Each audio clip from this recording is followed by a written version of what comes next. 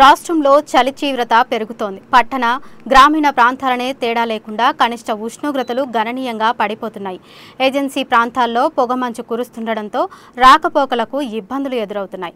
రాష్ట్ర వ్యాప్తంగా కనిష్ట ఉష్ణోగ్రతలు 25 డిగ్రీల కంటే తక్కువగా నమోదవుతున్నాయి. మినుమలూరు 10, పాడేరు 12, అరకు 13 డిగ్రీలుగా నమోదయ్యాయి. దీంతో వృద్ధులు, చిన్నారులు, దీర్ఘకాల వ్యాధిగ్రస్తులు ఇబ్బందులు పడుతున్నారు.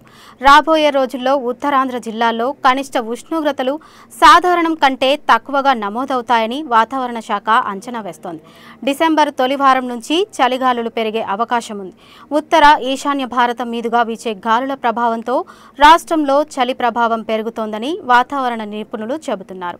అల్లూరు జిల్లాలోని గూడెం కొత్తవీధి, చింతపల్లి, జి మాడుగుల, పాడేరు, హుకుంపేట, డుబ్రింగుడ, ముచ్చంగిపొట్టు, పెద్దబయలు, అరకు, అనంతగిరి, పార్వతీపురం, మన్యం జిల్లాలోని గుమ్మలక్ష్మి, సాలూరు మండలాల్లో చలి తీవ్రత ఎక్కువగా ఉంది.